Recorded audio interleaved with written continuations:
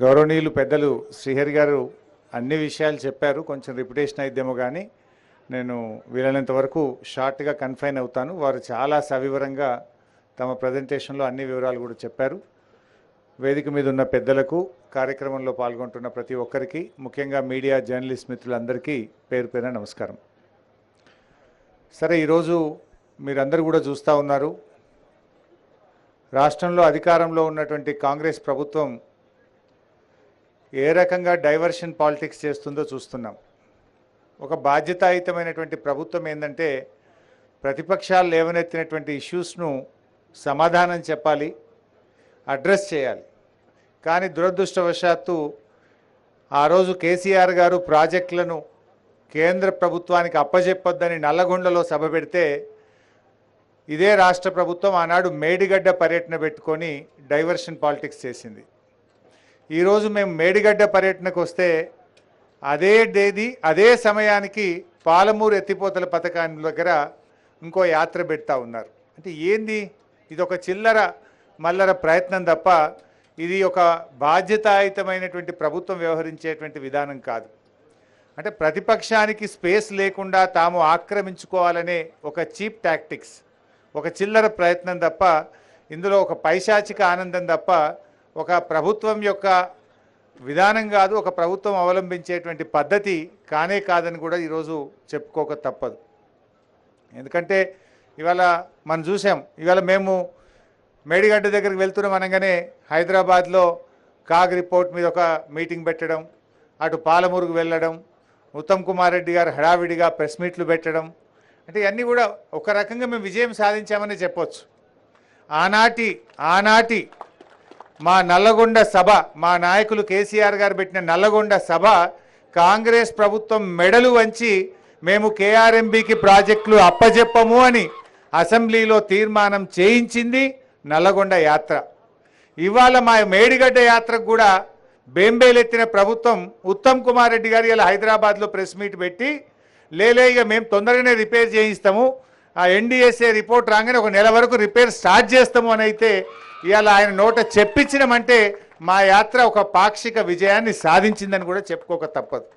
అంటే ఒక రకంగా ఇవాళ మేము వాళ్ళ మీద పెట్టిన ఒత్తిడికి ఈ ప్రభుత్వం దిగి వస్తున్నటువంటి పరిస్థితి ఉంది. కానీ బాధ్యతాయుతమైన ప్రభుత్వం ఏం చేయాలి?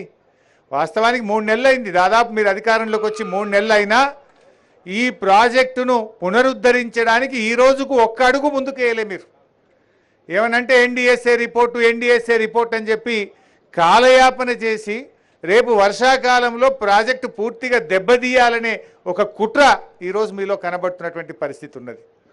బట్ ఏది ఏమైనా ఇవాళ మా పర్యటన ముఖ్యంగా ఈ ప్రభుత్వం గత కొంతకాలంగా ముఖ్యంగా కాళేశ్వరం ప్రాజెక్టు మీద చేస్తున్న కుట్రలను బట్టబయలు చేయాలని, ఈ ప్రాజెక్టు యొక్క నిజస్వరూపాన్ని ప్రజలకు తెలియజేయాలని, ప్రాజెక్టు పునరుద్ధరణ చర్యలు యుద్ధ ప్రాతిపదికన ప్రారంభించాలని ప్రభుత్వం మీద ఒత్తిడి పెట్టాలనే ఉద్దేశంతోనే ఈరోజు మేము మేడిగడ్డకు రావడం జరిగింది. అంటే ముఖ్యంగా ఈ ప్రభుత్వాలు అనేటువంటివి ఇవాళ రైతుల పక్షాన, ప్రజల పక్షాన పనిచేయాలి. కానీ ఎంతసేపు ప్రతిపక్షం మీద బురద జల్లాలి, గత ప్రభుత్వం మీద బురద జల్లాలనేటువంటి చిల్లర ప్రయత్నాలు మానుకోవాలని చెప్పి నేను కోరుతా ఉన్నా. అంటే పార్లమెంట్ ఎన్నికల్లో ఓ 4 సీట్లు ఎక్కువ పొందాలి, గత ప్రభుత్వాన్ని బదనాం చేయాలనేటువంటి ఒక దుగ్ధ తప్ప ఈ ప్రభుత్వంలో ఇంకోటి కనబడతలేదు. కాంగ్రెస్ పార్టీ వ్యవహారం చూస్తూ ఉంటే రాష్ట్ర ప్రయోజనాలు, రైతు ప్రయోజనాల కంటే కూడా రాజకీయ ప్రయోజనాలకు వాళ్ళు ఎక్కువ ప్రాధాన్యత ఇస్తున్నట్టు కూడా ఇవాళ కనబడతా ఉంది. అదేవిధంగా ఈరోజు గోబల్స్ ఆనాడు ఇప్పుడు ఒక రాజకీయ పార్టీ ఎన్నికలప్పుడు ఏదైనా మాట్లాడిందంటే కొంత అర్థం చేసుకోవచ్చు. కానీ ప్రభుత్వంలోకి వచ్చిన తర్వాత కూడా గోబల్స్ ప్రచారం చేస్తూ కాలాన్ని వెళ్ళదీస్తున్నటువంటి ప్రభుత్వం బహుశా ఈ దేశంలో ఎవరిదన్నా ఉందంటే అదొక రేవంత్ రెడ్డి గారి ప్రభుత్వం అని చెప్పి మాత్రం చెప్పక తప్పదు. నాకున్న అనుభవంలో ప్రభుత్వంలో ఉన్న వాళ్ళు ఇట్లా గోబల్స్ ప్రచారం చేస్తూ పబ్బం గడిపినటువంటి ప్రభుత్వం బహుశా అది ఆ ఘనత ఈ ప్రభుత్వానికి మాత్రమే దక్కుతుందని చెప్పి నేను మనవి చేస్తూ ఉన్నా. జనరల్గా మెగా ప్రాజెక్టులు కట్టినప్పుడు అక్కడక్కడ కొన్ని సాంకేతిక ఇబ్బందులు తలెత్తుతాయి. ఇంత పెద్ద మెగా ప్రాజెక్టులో సమస్య వచ్చింది. ఇలా కాళేశ్వరం అంటే ఇప్పుడే పెద్దలు శ్రీహరి గారు చెప్పారు, 100 కాంపోనెంట్లలో మేడిగడ్డ ఒక కాంపోనెంట్. ఆ మేడిగడ్డలో 86 పియర్స్లో 2-3 పియర్స్ దెబ్బతిన్నాయి. 100 కాంపోనెంట్లలో మేడిగడ్డ ఒకటి, మేడిగడ్డలోని 86 పియర్స్లలో 2-3 పియర్స్లు దెబ్బతింటే మొత్తం కాళేశ్వరమే దెబ్బతిన్నదనేటువంటి ఒక గోబల్స్ ప్రచారాన్ని మీరు చేసే ప్రయత్నం చేస్తూ ఉన్నారు. ఇప్పుడు వర్షాకాలం వచ్చేలోపు పునరుద్ధరణపై దృష్టి పెట్టండి, రైతులకు మళ్ళీ నీళ్ళు ఎట్లా ఇవ్వాలనో ప్రయత్నం చేయండి. ఆ రకంగా ఇలా ముందుకు పోవాల్సినటువంటి బాధ్యత ఇవాళ ఈ ప్రభుత్వం మీద ఉంది. ముఖ్యంగా ఇప్పుడు మనం అన్నారం బ్యారేజ్ దగ్గర ఉన్నాం. ఇవాళ మేము ఇంజనీర్స్తో కూడా మాట్లాడినాం, అక్కడ మేడిగడ్డ దగ్గర మాట్లాడినాం, ఇక్కడ అన్నారం దగ్గర కూడా మాట్లాడాం. ఇవాళ అన్నారం బ్యారేజు దాదాపు ఇంటాక్ట్గా ఉంది. సుందిల్లా అన్నారం మనం కొద్దిపాటి ఏదైనా మరమ్మతులు కానీ కొంత గ్రౌటింగ్ కానీ ఏదైనా మినిమం రిపేర్స్లోనే అన్నారంను ఈ వర్షాకాలంలోపే దాన్ని పూర్తి చేసుకోగలిగితే వచ్చే వర్షాకాలానికి అన్నారం నుంచి మనం కాళేశ్వరం ఆయకట్టు కొంతవరకు మీట్ అయ్యే అవకాశం ఉంటుంది. అన్నారంకు దాదాపు 36 స్ట్రీమ్స్ ఉన్నాయి. మానేరు కూడా అన్నారంకి వచ్చి జాయిన్ అవుతుంది. మనము ఇక్కడి నుంచి కొంత నీళ్ళని తీసుకోవచ్చు. వరద తగ్గిన తర్వాత అవసరమైతే ఒక కాపర్ డ్యామ్ కూడా వేసుకొని మనం మేడిగడ్డ పంపుల్ని కూడా ఉపయోగించుకొని కాళేశ్వరం ఆయకట్టును పూర్తి స్థాయిలో మరి రైతుల ప్రయోజనాలు కాపాడేటువంటి అవకాశం ఉంది. మేము అందువల్ల మేమేం కోరుతున్నాము, రాజకీయాలు తర్వాత చేసుకుందాం, ఎన్నికలప్పుడు రాజకీయాలు ఏదైనా చేసుకుందాం, రాజకీయాలకు సమయం కాదు ఇది. ఒక బాధ్యతాయుతమైనటువంటి ప్రభుత్వం తక్షణమే యుద్ధ ప్రాతిపదికన వచ్చే వానకాలంలో తిరిగి రైతులకు నీళ్ళు ఎట్లు ఇవ్వాలనో దాని మీద ఇలా దృష్టి పెట్టండి, దాని మీద మీరు ప్రయత్నం చేయండి. లేదంటే అఖిలపక్షం పిలవండి, అన్ని రాజకీయ పార్టీలను పిలవండి, మేము వచ్చి మీకు చెప్తాం ఎట్లా చేయాలనో, కావాలంటే మా సూచనలు కూడా మీకు అందిస్తాం. అంతే తప్ప కాలయాపన చేయొద్దు, రైతుల జీవితాలతో ఆడుకోవద్దు, రాష్ట్ర ప్రయోజనాలు దెబ్బతీయొద్దని చెప్పి మేము ప్రభుత్వానికి పదే పదే విజ్ఞప్తి చేస్తూ ఉన్నాం. ముఖ్యంగా ఎందుకంటే ఇలా వాళ్ళ ప్రయత్నం ఏంటంటే ప్రజాక్షేత్రంలో బీఆర్ఎస్ను పడగొట్టాలంటే ఈ కాళేశ్వరంను పడగొట్టాలనేటువంటి ఒక కుటిల ప్రయత్నం రేవంత్ రెడ్డి గారిలో కనబడతా ఉంది. ఎందుకంటే రేవంత్ రెడ్డి గారి 2 మాటలు గుర్తు చేయాల్సిన అవసరం కూడా ఉంది. ఆయన గతంలో ప్రగతి భవన్ను బాంబులు పెట్టి పేల్చేయాలని కూడా మాట్లాడినాడు. అసెంబ్లీలో ఏమన్నాడు, కేసీఆర్ గారి ఆనవాళ్ళు లేకుండా చేస్తాను కూడా అసెంబ్లీలోనే ఒక ముఖ్యమంత్రిగా ఆయన మాట్లాడినాడు. అటువంటి వ్యక్తి దేనికైనా ఒడిగొట్టాడనేటువంటి అనుమానాలు కలుగుతూ ఉన్నాయి. కేసీఆర్ గారి ఆనవాళ్ళు లేకుండా చేస్తా అన్నటువంటి ముఖ్యమంత్రి గారు రేపు కాళేశ్వరం ప్రాజెక్ట్ అనేది కేసీఆర్ కట్టినటువంటి ఒక ఇంజనీరింగ్ మార్వల్. ఇవాళ తెలంగాణకు లైఫ్ లైన్. తెలంగాణ వచ్చిన తర్వాత ఆయన ఎంతో దూరదృష్టితో రేపటి హైదరాబాద్ అవసరాలను, తెలంగాణ సాగునీటి, తాగునీటి, పారిశ్రామిక అవసరాలను దృష్టిలో పెట్టుకొని మరి ఒక 100 ఏళ్లకు దూరపు చూపుతోని ఇవాళ కేసీఆర్ గారు కాళేశ్వరాన్ని నిర్మించారు. కానీ ఆయన ఏంటంటే దీంతో ఆయనకు మంచి పేరు వచ్చింది, ఆయన ఆనవాళ్ళు లేకుండా చేయాలనేటువంటి కుట్రలు చేస్తున్నారనేటువంటి అనుమానాలు ఇవాళ రాష్ట్ర ప్రజల్లో కలుగుతూ ఉన్నాయి. అందువల్ల మీరు తక్షణమే ఆ కుట్రలు మానండి ఇప్పటికైనా. ఎందుకంటే రేవంత్ రెడ్డి గారికి ఏంటంటే ఆయన ఉద్యమంలో కూడా ఆయన ఎప్పుడు నిజాయితీగా అసలు తెలంగాణ ఉద్యమంలో పాల్గొన్న చరిత్ర రేవంత్ రెడ్డి గారికి లేదు. ఎలాగూ ఉద్యమంలో మీరు పాల్గొన్న చరిత్ర లేదు, కనీసం పరిపాలనలోనైనా నిజాయితీగా చేయండి. ఇవాళ తెలంగాణ ఉద్యమ ప్రతిరూపం కాళేశ్వరం ప్రాజెక్టు. తెలంగాణ ఉద్యమం పుట్టింది నీళ్ళలో పుట్టింది. ఇలాంటి నీళ్ళలో నుంచి వచ్చి ఉద్యమంలో నుంచి వచ్చిన ప్రభుత్వం అధికారంలోకి వచ్చి నిర్మించిన ఈ కాళేశ్వరంను రిస్టోర్ చేయడం ద్వారానైనా మీ నిజాయితీ నిరూపించుకోవాలని ఇవాళ రేవంత్ రెడ్డి గారిని నేను కోరుతా ఉన్నా. ఎందుకంటే ఇలా ప్రాజెక్టులు అనేకంగా దెబ్బతిన్నాయి. దేశంలో కానీ రాష్ట్రంలో కానీ అనేక ఉదంతాలు కూడా ఉన్నాయి. వాటన్నిటి మీద కూడా నేను వివరాలు ఇస్తాను. కానీ దానికంటే ముందు ఇలా ఉత్తమ్ కుమార్ రెడ్డి గారు కానీ కాంగ్రెస్ పార్టీ నాయకులు పదే పదే అవినీతి అని చెప్పి మాట్లాడుతూ ఉన్నారు. అసలు అవినీతి గురించి మాట్లాడే నైతిక హక్కు కాంగ్రెస్ పార్టీకి ఉందా? అవినీతికి care of address Congress party. ఈ దేశంలో ఈ రాష్ట్రంలో అసలు కాంగ్రెస్ పార్టీ హయాంలో జరిగిన స్కాములు తీస్తే చాంతాడంత లిస్ట్ వెళ్తుంది. ఆనాడు మీరు జలయజ్ఞంలో తెలంగాణ ప్రాంతంలో మీరు ఎన్ని ప్రాజెక్టులు చేపట్టినారు? అసలు ఒక్క ప్రాజెక్ట్ అన్న తెలంగాణ ప్రాంతంలో పూర్తయిందా? 33 ప్రాజెక్టులు జలయజ్ఞంలో మీరు చేపడితే 10 ఏళ్ల కాంగ్రెస్ పాలనలో ఒక్క ప్రాజెక్టు కూడా మీరు పూర్తి చేయలేదు. జలయజ్ఞాన్ని ధనయజ్ఞంగా మార్చింది మీరు ఆ రోజు కాగు 52,000 కోట్ల రూపాయల అవినీతి జరిగిందని మీ జలయజ్ఞాన్ని ఆ రోజు తప్పుపట్టినటువంటి విషయాన్ని నేను గుర్తు చేస్తా ఉన్నా. అసలు ఈపీసీ పద్ధతి తెచ్చింది మీరు, అవినీతికి మరి తలుపులు తెచ్చింది మీరు, మేము వచ్చిన తర్వాత ఈపీసీ విధానం రద్దు చేసినాం, మీరు పెట్టిన మొబిలైజేషన్ అడ్వాన్స్ను రద్దు చేసినాం. ఇదే ప్రాణహిత చేవెళ్లలో 0.5% ఉండే సర్వే అండ్ మొబిలైజేషన్ అడ్వాన్స్కి ఇచ్చే సర్వే కోసం ఇచ్చే మొబిలైజేషన్ అడ్వాన్స్, దాన్ని 3.5%కు పెంచి ఇవాళ అడ్డగోలుగా కాంట్రాక్టర్ల జేబులు నింపింది ఇవాళ ఆనాటి కాంగ్రెస్ ప్రభుత్వం. సర్వే అండ్ మొబిలైజేషన్ అడ్వాన్స్ల పేరు మీద పెద్ద ఎత్తున ఇవాళ మీరు ఆ రోజు డబ్బులు దోచిపెట్టినటువంటి ప్రయత్నం చేసినారు. 4 ఏళ్లలో ప్రాణహిత చేవెళ్ల ప్రాజెక్టు పూర్తి చేస్తామని చెప్పిన మీరు 4 ఏళ్లలో మీరు చేసిన పని 160 కోట్లు, సర్వే అండ్ మొబిలైజేషన్ అడ్వాన్స్ మీద ఇచ్చింది 1450 కోట్లు. చేసిన పని 160 కోట్లు, సర్వే మొబిలైజేషన్ అడ్వాన్స్ మీద లేపిన బిల్లులు 1450 కోట్లు కాంట్రాక్టర్లకు ఇచ్చింది మీరు. ఇలా మీరు మాట్లాడుతుంటారు చేసిన పని 160 కోట్లు, ఎత్తిన బిల్లులు 1450 కోట్లు. ఇక మీరు అవినీతి గురించి మాట్లాడతారు. 7 ఏళ్లలో ప్రాణహితకు శంకుస్థాపన చేసి 7 ఏళ్ళు అధికారంలో ఉంటే తమ్మిడిహట్టి దగ్గర తట్టెడు మన్ను దవ్వలే మీరు, కనీసం అంతర్రాష్ట్ర ఒప్పందం చేయలే. 3 చోట్ల కాంగ్రెస్ ప్రభుత్వం ఉన్నా మహారాష్ట్రతో ఒప్పందం చేయలేనటువంటి ప్రభుత్వం పార్టీ మీ కాంగ్రెస్ పార్టీ. మీరా మాట్లాడేది? శ్రీహరి అన్న చాలా వివరంగా చెప్పిండు ఎందుకు మార్చినామని. ఇవాళ పాపం ఆయన మరి అమాయకంగా మాట్లాడుతుండా, తెలిసి మాట్లాడుతుండా పాపం, లేదంటే రేవంత్ రెడ్డి గారి సావాస దోషం ఉత్తమ్ కుమార్ రెడ్డికి అంటుకున్నదో నాకైతే డౌట్ వస్తున్నది. రేవంత్ రెడ్డి నోరు తెరిస్తే ఆయన మాట్లాడతాడు, కానీ ఉత్తమ్ కుమార్ రెడ్డి కూడా ఈ మధ్యలో అదే పని మోపోయింది. ఆయన ఏమంటుండే ఇవాళ హైదరాబాద్లో ప్రెస్ మీట్ పెట్టి తమ్మిడిహట్టి దగ్గర నీళ్లు లేవని బీఆర్ఎస్ పార్టీ దుష్ప్రచారం చేస్తుందట. ఇది సెంట్రల్ అసెంబ్లీలో కూడా అట్లే అబద్ధాలు ఆడిండు. దొరకబట్టి చెప్తే కనీసం తలకాయ కిందకేసుకున్నాడు.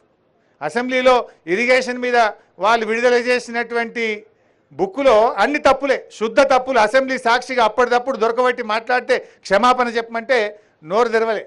ఇవాళ కూడా మళ్ళీ అబద్ధం మాట్లాడిండు. నీళ్లు లేవు అని బీఆర్ఎస్ పార్టీ దుష్ప్రచారం చేస్తుంది అంటారు. ఇది సెంట్రల్ వాటర్ కమిషన్ మన రాష్ట్ర ప్రభుత్వానికి రాసిన లేఖ 4 మార్చ్ 2015, 4 మార్చి 2015 నాడు కేంద్ర జల సంఘం తమ్మిడిహట్టి దగ్గర నీళ్లు లేవు, ప్రత్యామ్నాయం చూసుకోండి అని కేంద్ర జల సంఘం మన రాష్ట్రానికి రాసిన లేఖ. నీకు బంప్తా ఉత్తమ్ కుమార్ రెడ్డి, ఇప్పటికైనా నువ్వు మరి రేవంత్ రెడ్డి లెక్క మారకు, నీ పరువు తీసుకోకు, ఒక మంత్రిగా బాధ్యతాయుతంగా మాట్లాడు.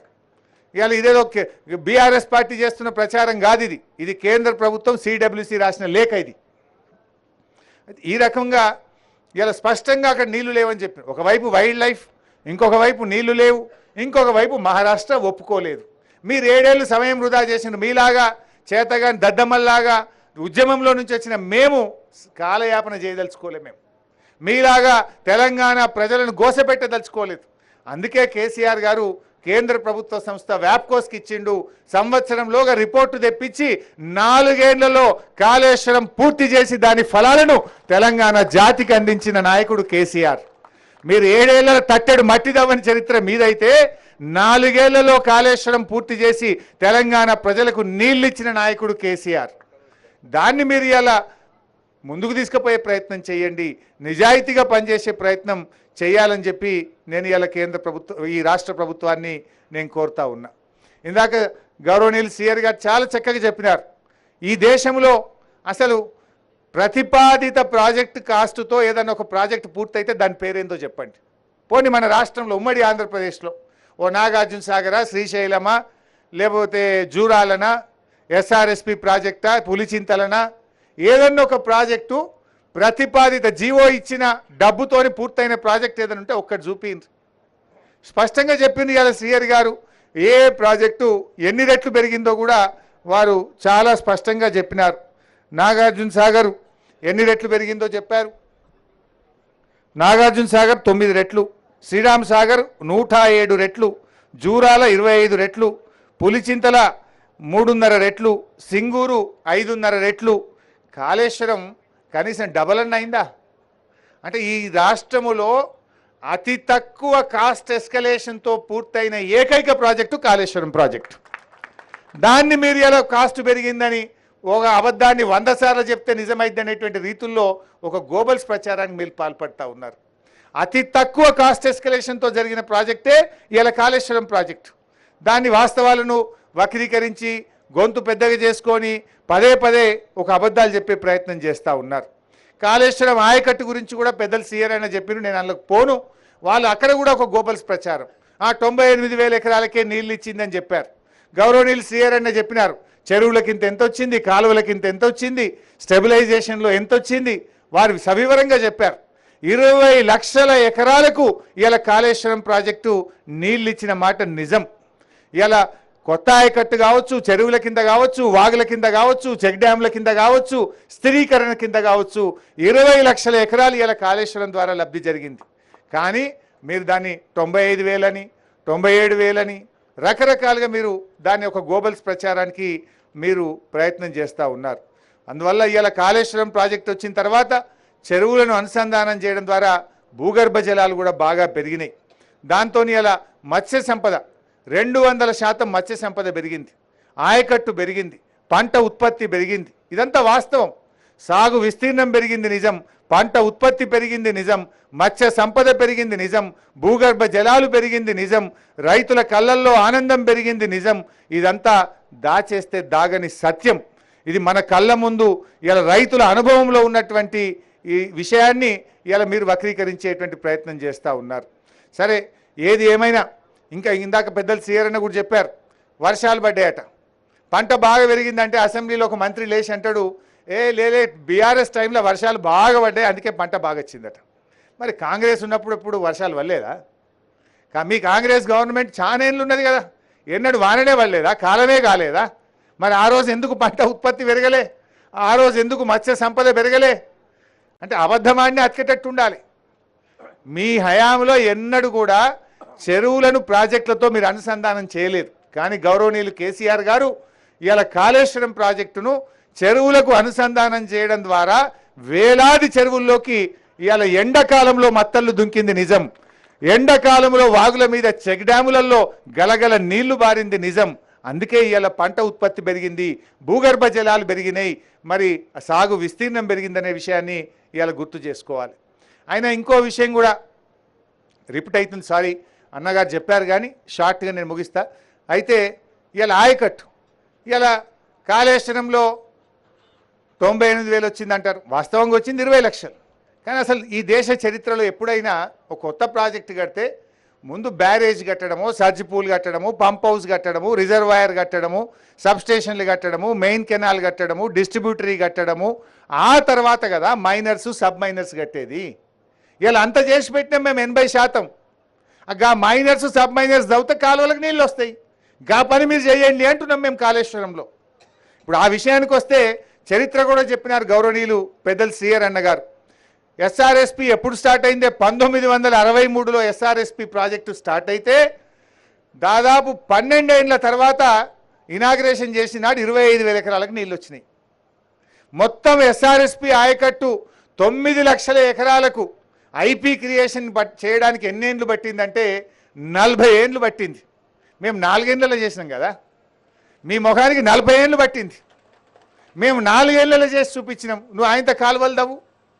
అదేవిధంగా నాగార్జున సాగర్ ప్రాజెక్టు, నాగార్జున సాగర్కు 12 ఏళ్ల తర్వాత ఇనాగ్రేషన్ చేస్తే వచ్చింది 98,000 ఎకరాలు వచ్చింది ఎడమ కాలువకు.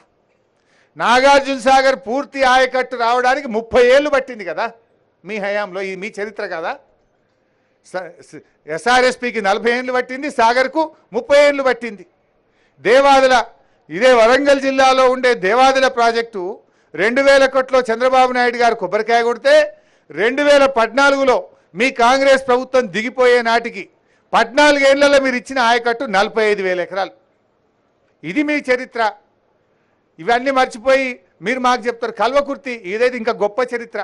ఇవాళ మహబూబ్నగర్ యాత్రపోయిన నాయకులు ఇంకా సిగ్గు లేకుండా కల్వకుర్తి ప్రాజెక్టుకి అయితే 30 ఏళ్ళు చంద్రబాబు నాయుడు శిలాపలకమేమో రాజశేఖర రెడ్డి మొక్కలు పెట్టుడు, రాజశేఖర రెడ్డి పలకయ్య, చంద్రబాబు నాయుడు మొక్కలు పెట్ట, ఒకళ్ళు దత్తత తీసుకొని ఒకళ్ళు యాత్రలు చెయ్య. 30 ఏళ్ల కల్వకుర్తి ప్రాజెక్టుకు మీరు ఇచ్చిన ఆయకట్టు 13,000 ఎకరాలు. 1984 నుంచి 2014 వరకు కల్వకుర్తి ప్రాజెక్టు కింద వచ్చిన ఆయకట్టు 13,000 ఎకరాలు. కానీ కేసీఆర్ గారి నాయకత్వంలో కాలువకుర్తి ప్రాజెక్టుకు ఇలా 3,07,000 ఎకరాలకు నీళ్ళు ఇచ్చాం. మేము అక్కడ కాలువలు తవ్వి మహబూబ్ నగర్ జిల్లాను పచ్చబడేటట్టు చేసినాం. గా పని కాళేశ్వరంలో మీరు చేయండి. అంత అయిపోయింది కదా. ఇవాళ టనల్ అయిపోయింది, ప్రెజర్ మెయిన్లు అయిపోయింది, మెయిన్ కెనాల్ అయిపోయినాయి, రిజర్వాయర్లు అయిపోయినాయి, పంపింగ్ స్టేషన్లు అయిపోయినాయి, మైనర్ మన డిస్ట్రిబ్యూటరీలు అయిపోయినాయి. ఇంకా మైనర్లు సబ్ మైనర్లు అవి నీళ్ళు ఇవ్వమంటే ఏం రాజకీయం చేస్తున్నారు మీరు? రైతుల కోసం పనిచేయండి, నిజాయితీగా పనిచేయండి. అదేవిధంగా ఈరోజు డ్యామ్ల విషయంలో మాట్లాడుతున్నారు. అసలు ఇక ఇటువంటి డ్యామ్కు ఎప్పుడు ప్రమాదమే జరగలేదా ఈ దేశంలో? అసలు ఎన్ని జరిగినాయి? వందల సందర్భాలు ఉన్నాయి ఇలాంటి. మన రాష్ట్రంలోనే కడెం ప్రాజెక్టు, ఇదే కాంగ్రెస్ ప్రభుత్వం ఇదే తెలంగాణ ప్రాంతంలో కడెం ప్రాజెక్టు కడితే 1958లో మొదటి వరదకే మొత్తం పొట్టు కొట్టుకపోయింది. 1958 ఆదిలాబాద్ జిల్లాలో కడెం ప్రాజెక్టు 1958లో మొత్తం కొట్టుకపోయింది. తర్వాత రిస్టోర్ చేసిండ్రు. 1995లో మళ్ళా కొట్టుకపోయింది, 2 సార్లు కొట్టుకపోయింది కడెం ప్రాజెక్టు. అదేవిధంగా ఖమ్మం జిల్లాలో తాలిపేరు వాగు 2 సార్లు కొట్టుకుపోయింది మీ కాంగ్రెస్ ప్రభుత్వ హయాంలో. ఇదే వరంగల్ జిల్లాలో పాలెం వాగు జలయజ్ఞంలో, కాంగ్రెస్ పార్టీ జలయజ్ఞంలో చేపట్టిన పాలెం వాగు అది సర్ప్రైజింగ్లీ ఒకటే డేటు 2 సార్లు కొట్టుకుపోయింది, వరుసగా 2 సంవత్సరాలు కొట్టుకుపోయింది. అదే తేదీ నాడు పాలెం వాగు కొట్టుకుపోయింది. 2 సార్లు పాలెం వాగు కొట్టుకుపోయింది, తాలిపేరు 2 సార్లు కొట్టుకుపోయింది, పాలెం మన కడెం వాగు 2 సార్లు కొట్టుకుపోయింది. ఇక దేవాదుల ప్రాజెక్టులు అయితే పటాకులు వెళ్ళినాయి పైపులు. దేవాదుల ప్రాజెక్టు టనల్ కూలిపోయి కార్మికులు చనిపోయిన పరిస్థితి, ఎల్లంపల్లి ప్రాజెక్టు కూడా తెగిపోయిన పరిస్థితి, సింగూరు డ్యాములు కొట్టుకుపోయిన పరిస్థితి, మూసి గేట్లు కొట్టుకుపోయినాయి, సాత్నాల హెడ్ రెగ్యులేటర్ కొట్టుకుపోయింది, పులిచింతల గేట్లు కొట్టుకుపోయినాయి. ఇట్లా చెప్పుకుంటూ పోతే మన రాష్ట్రంలోనే పలు సంఘటనలు జరిగినాయి. కానీ మేము అట్లా చేయలే కదా. గత ప్రభుత్వాలు ఏం చేసినాయి? రాష్ట్ర ప్రయోజనాలు, రైతు ప్రయోజనాల కోసం యుద్ధ ప్రాతిపదికన దాన్ని రిస్టోర్ చేసే ప్రయత్నం చేసినాయి. కానీ దురదృష్టవశాత్తు ఇవాళ రాష్ట్రంలో ఉండే ప్రభుత్వం బురద జల్లే ప్రయత్నం, రాజకీయం చేసే ప్రయత్నం తప్ప దాన్ని రిస్టోర్ చేసే ప్రయత్నం చేయడం లేదు. ఈ విషయాన్ని ఇలా రాష్ట్ర ప్రజలు గమనించాల్సిన అవసరం ఉంది. బీజేపీ వాళ్ళు కూడా మాట్లాడుతున్నారు. ఇలా కేంద్ర ప్రభుత్వం వాళ్ళేదో గొప్ప చరిత్ర ఉన్నట్టు. గుజరాత్లో మోర్బీ డ్యామ్ కొట్టుకపోతే 130 మంది చచ్చిపోయింది. ఎక్కడ ముచ్చటెందుకు? మన విడిపోయిన ఆంధ్రప్రదేశ్లో కేంద్ర ప్రభుత్వం డిజైన్ చేసి కేంద్ర ప్రభుత్వం కడుతున్న పోలవరం కొట్టుకపోలేదా? ఇవాళకి 5 ఏళ్ళు అయింది పోలవరం కొట్టుకపోయి. కేంద్ర ప్రభుత్వమే డిజైన్ చేసింది, కేంద్ర ప్రభుత్వమే ఎగ్జిక్యూట్ చేస్తుంది. ఇదే సెంట్రల్ వాటర్ కమిషన్, ఇదే NDSA వీళ్ళే చేస్తే కొట్టుకపోయి 5 ఏళ్ళైనా దిక్కు దివాన్ లేదు. డయాఫ్రేమ్ వాల్ కొట్టుకపోయింది, దాంట్లోని గైడ్ బండ్ కొట్టుకపోయింది, అక్కడ నిర్మించిన కాపర్ డ్యామ్లన్నీ లీకేజీలు మయమైపోయినాయి. ఇవాళ 5 ఏళ్ళైంది, 5 ఏళ్ళైనా NDSA రిపోర్ట్ రాలే ఇప్పటికీ. మన మేడిగడ్డకు మాత్రం 2 రోజులకే రిపోర్ట్ ఇచ్చిరబ్బా. 5 ఏళ్ళైనా పోలవరం కొట్టుకపోతేనేమో NDSA రిపోర్ట్ రాదు. మేడిగడ్డ అలా దిగనే లేదు, చూడనే లేదు, నీళ్ళే ఉన్నాయి, 2 రోజులకు రిపోర్ట్ ఇచ్చారు. అంటే ఇది ఎంత రాజకీయ దురుద్దేశంతో కూడుకున్నదో అర్థమైతలేదా? ఆ రిపోర్ట్ కూడా మొదలు మీడియాకు పోయింది, తర్వాత గవర్నమెంట్కి వచ్చింది. అంటే వాళ్ళు అప్పుడు హడావిడిగా ఎన్నికల్లో లబ్ధి పొందడానికి ఏ రకమైన కుట్రతో వ్యవహరించిందో కూడా ఇలా అర్థమవుతూ ఉంది. ఇప్పుడు ఇట్లాంటి సంఘటన జరిగినప్పుడు దాన్ని ఎట్లా చేయాలో చేయాలి. ఇప్పుడు ఇంకో విషయం కూడా చెప్పాలి మీకు. నేను 2022లో ఫ్లడ్స్ వచ్చిన ఇదే గోదావరిలో, ఇక్కడ జర్నలిస్టులకు కూడా తెలుసు మిత్రులకు, 2022లో ఫ్లడ్స్ వచ్చినప్పుడు కన్నెపల్లి పంప్ హౌస్లకు, అన్నారం పంప్ హౌస్లకు నీళ్ళు వచ్చినాయా లేవా? పంప్ హౌజులు డ్యామేజ్ అయినాయా లేవా? ఆ రోజు ఇదే కాంగ్రెస్ వాళ్ళు అయిపోయింది, కన్నెపల్లి అయిపోయింది, మొత్తం కాళేశ్వరం మునిగిపోయిందని కూడా సంకల్పం గుద్దుకున్నారు వీళ్ళు. ఆ రోజు మేము చెప్పినాం, ఇది ఏజెన్సీ డబ్బులతోనే, బాండ్ అగ్రిమెంట్ పీరియడ్ ఉన్నది, వాళ్ళను మెడలు వంచి వాళ్ళతోనే చేపిస్తాం, కొద్ది నెలల్లోనే పూర్తి చేస్తాం, మళ్ళీ నీళ్ళు ఇస్తాం రైతులకు అన్నాం. 3 నెలలు 4 నెలల లోపలనే రిపేర్ చేయించినాం, నీళ్ళు ఇచ్చి చూపించినాం. మేము మీరు ఆ స్ఫూర్తిని చూపియండి, మీరు కూడా రిపేర్ చేయించండి, జరుగుతాయి సంఘటనలు. దాని మీద విచారణ చేయమని అసెంబ్లీలో చెప్పినా కదా నేను. మా పార్టీ తరఫున మేము అసెంబ్లీలో మేమే డిమాండ్ చేసినాం, ఎస్ విచారణ చేయండి, తప్పు చేసిన వాళ్ళ మీద శిక్షించండి, కానీ రైతులకు ఇబ్బంది కలగద్దు, యుద్ధ ప్రాతిపదికన ప్రాజెక్టును పునరుద్ధరించండి అని చెప్పినాం. గా పని చేయమని మీ మీద ఒత్తిడి పెంచడం కోసమే ఇవాళ మా మేడిగడ్డ యాత్ర. రైతు ప్రయోజనాల కోసమే మేము వచ్చినాం. ఎందుకంటే మాది ఉద్యమ పార్టీ. మేము ఇంకా పోలవరంలో ఇంకో విషయం, ఒక్క విషయం చెప్పి నేను దాంట్లోకి పోతా. పోలవరం ప్రాజెక్టు స్టార్ట్ చేసినాడు బైసాబ్ 10,000 కోట్లతో జీవో ఇచ్చిండ్రు. ఇప్పుడు లాస్ట్ జీవో ఎప్పుడు ఇచ్చిందంటే 2018-19లో ఇచ్చినారు. 55,000 కోట్లకు పెరిగింది ప్రాజెక్ట్ కాస్ట్. ఇప్పుడు లేటెస్ట్ 1,00,000 కోట్లు కావాలన్నట్టు దానికి. అంటే 10,000 కోట్లతో స్టార్ట్ అయిన పోలవరం పూర్తి కావాలంటే ఇవాళ 1,00,000 కోట్లు కావాలి. అంటే ఎన్ని రెట్లు పెరిగినట్టు? 10 రెట్లు. ఇది ఎవరు కడుతుండ్రు? కేంద్ర ప్రభుత్వం కడుతుంది, సెంట్రల్ వాటర్ కమిషన్ కడుతుంది. మరి ఆడ 10 రెట్లు పోలవరం ప్రాజెక్టు కాస్ట్ పెరిగిందంటే అవినీతి జరిగింది, కేంద్ర ప్రభుత్వ పెద్దలు తిన్నారు అని మేము మాట్లాడరాదా? మేము మాట్లాడలేమా? మరి ఆడ 10,000 కోట్ల పూర్తి అవుతుండే, పోలవరం జల్లి కట్టే 10,000 అవుతుండే, 1,00,000 కోట్లు అయింది, 90,000 కోట్ల అవినీతి జరిగిందని మాకు మాట్లాడరాదా ఏంది? ఇది పద్ధతి కాదు. దయచేసి ఇవాళ దేశవ్యాప్తంగా ప్రాజెక్టుల కాస్ట్ ఎట్లా పెరిగినాయి గౌరవనీయులు శ్రీఆర్ అన్న అన్ని వివరించింది. ఇంకా నేను దాంట్లోకి పోను. కానీ మాది ఉద్యమ పార్టీ. ఇవాళ మా ప్రయత్నం ఏముంటుంది? తెలంగాణ ఉద్యమంలో నుంచి ఈ ఆనాడు దేవాదులు వచ్చిందంటే తెలంగాణ ఉద్యమంలో వచ్చింది. ప్రాణహితకు మీరు హడావిడిగా కొబ్బరికాయ కొట్టిందంటే తెలంగాణ ఉద్యమంలో నుంచి వచ్చింది. అంతకుముందు ప్రాణహిత లేదు, దేవాదులు లేదు. బీఆర్ఎస్ పార్టీ పుట్టినాకనే, కేసీఆర్ గారు గులాబీ జెండా పట్టినాకనే దేవాదులు వచ్చింది, ఇవాళ ప్రాణహిత వచ్చింది. ఈ ప్రాణహితనే కాళేశ్వరం ఈరోజు. ఎందుకంటే ఇది ఉద్యమాల్లో నుంచి వచ్చింది. ఇవాళ రేవంత్ రెడ్డి గారికి ఏంటంటే ఈనాడు ఆయన ఉద్యమాల్లో ఉద్యమ ప్రయోజనాలకు విరుద్ధంగా పనిచేసిండు. ఇప్పుడు ముఖ్యమంత్రిగానైనా కనీసం తెలంగాణ ప్రయోజనాలు కాపాడండి అనేదే మా విజ్ఞప్తి. ఎందుకంటే ఉద్యమంలో మీకు ద్రోహం చేసిన చరిత్ర ఉంది. కనీసం ఒక రాష్ట్ర ముఖ్యమంత్రిగానైనా ఈ రాష్ట్ర ప్రయోజనాలకు ద్రోహం చేయొద్దు, చరిత్రహీనులుగా మిగిలొద్దని మేము ఆయనకు చెప్పదలుచుకున్నాం. ఇవాళ మేము చేసే అప్పీల్ ఒకటే, మా మీద ఎన్ని కేసులన్నా పెట్టండి, మమ్మల్ని ఎంతైనా హింసించండి, మమ్మల్ని ఏ రకంగా రాజకీయంగా దూషించినా మేము పడతాం. రైతుల కోసం, ఈ రాష్ట్ర ప్రయోజనాల కోసం ఎన్ని తిట్లు తిట్టినా మేము పడడానికి సిద్ధంగా ఉన్నాం. కానీ రైతు ప్రయోజనాలు దెబ్బతీస్తే మాత్రం చూస్తూ ఊరుకోమని ఈ ప్రభుత్వాన్ని మేము హెచ్చరిస్తూ ఉన్నాం. ఎందుకంటే ఇది ఏదో బీఆర్ఎస్ పార్టీ, కాంగ్రెస్ పార్టీ సమస్య కాదు. ఇదేదో పార్లమెంటు సీట్ల పంచాయతో, ఓట్ల పంచాయతో కాదు. ఎందుకంటే ఇది తెలంగాణ రైతుల బతుకుదెరువు సమస్య, లక్షలాది రైతుల కుటుంబాల జీవితాలతో ముడిపడి ఉన్న సమస్య. ఇది తెలంగాణ సాగునీటి, తాగునీటి సమస్య. ఇది తెలంగాణ భవిష్యత్తుకు సంబంధించినటువంటిది కనుక దయచేసి ఈ ప్రాజెక్టు విషయంలో రాజకీయాలకు అతీతంగా వెంటనే పునరుద్ధరణ చర్యలు చేపట్టాలని చెప్పి ఈ ప్రభుత్వాన్ని డిమాండ్ చేస్తున్నాం. వర్షాకాలం వచ్చి వరదలు పెరగకముందే మేడిగడ్డ ప్రాజెక్టు పునరుద్ధరణ చర్యలు ప్రారంభించి దాన్ని సేఫ్ స్టేజ్లో నిలబెట్టాలని చెప్పి కూడా ఈ ప్రభుత్వాన్ని డిమాండ్ చేస్తూ ఉన్నాం. సో ఈ రాష్ట్ర ప్రజలకు కూడా మేము చేసే విజ్ఞప్తి, కేసీఆర్ గారు, బీఆర్ఎస్ పార్టీ పుట్టిందే తెలంగాణ కోసం, తెలంగాణ ప్రయోజనాల కోసం. ఏనాడైనా కేసీఆర్ ఆయన తన ప్రాణాన్నే ఫనంగా పెట్టడానికి సిద్ధపడ్డ వ్యక్తి. ఆయన గడ్డిపోచల్లాగా పదవులను తెలంగాణ కోసం వదులుకున్న నాయకుడు కేసీఆర్. పదవులను వదులుకున్నాడు, ప్రాణాన్ని వదులుకోవడానికి సిద్ధపడ్డాడు తప్ప తెలంగాణ రాష్ట్ర ప్రయోజనాలకు దెబ్బ తగిలితే ఊరుకునే నాయకుడు కాదు కేసీఆర్. కేసీఆర్ దేంట్లోనైనా కాంప్రమైజ్ అవుతాడు, కానీ తెలంగాణ ప్రయోజనాల విషయంలో, తెలంగాణ హక్కుల విషయంలో, తెలంగాణ రైతుల విషయంలో ఏ రోజు కూడా కేసీఆర్ గారు కాంప్రమైజ్ కారు.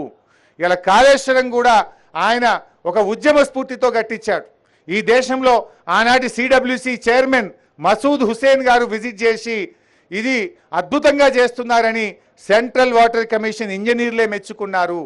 ఈ పనితీరును ఆ రోజు మెచ్చుకున్నారు. మీరేందంటే ఎట్లా ఏడ కోడిగుడ్డు మీద ఈకలు బీకాలి, ఎట్లా ఈ ప్రభుత్వం మీద బురద జల్లాలి, ఎక్కడైనా ఈకలు తోకలు దొరకబట్టాలనే ప్రయత్నం చేస్తున్నారు. అది కాదు మీరు చేయాల్సింది. ఎట్లా రైతులకు నీళ్ళు ఇవ్వాలి, ఎంత తొందరగా దీన్ని పునరుద్ధరించాలి, ఎట్లా ఈ రాష్ట్ర ప్రయోజనాలు కాపాడాలి.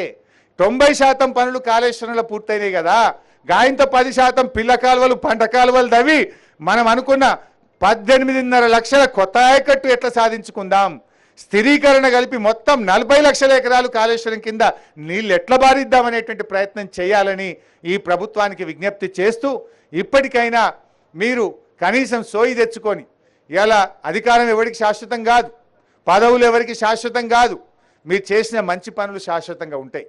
నిజాయితీగా పరిపాలించండి, ప్రజల కోసం ఆలోచించండి, రైతు ప్రయోజనాలు కాపాడండి.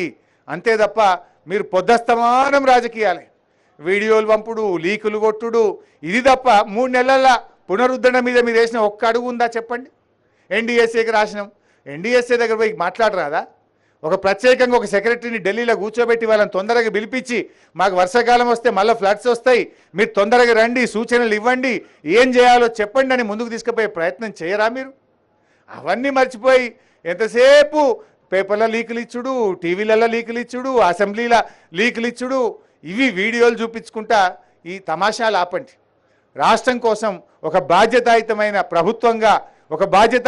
ప్రభుత్వంగా మీరు రాష్ట్ర ప్రయోజనాల కోసం పనిచేయాలి, యుద్ధ ప్రాతిపదికన ప్రాజెక్టును పునరుద్ధరించాలని చెప్పి డిమాండ్ చేస్తున్నాం. వచ్చే వానకాలంలో యథావిధిగా కాళేశ్వరం పనులు జరిగే విధంగా, నీళ్లు అందే విధంగా అన్ని చర్యలు కూడా తీసుకోవాలని చెప్పి ఈ ప్రభుత్వాన్ని డిమాండ్ చేస్తున్నాం. Thank you.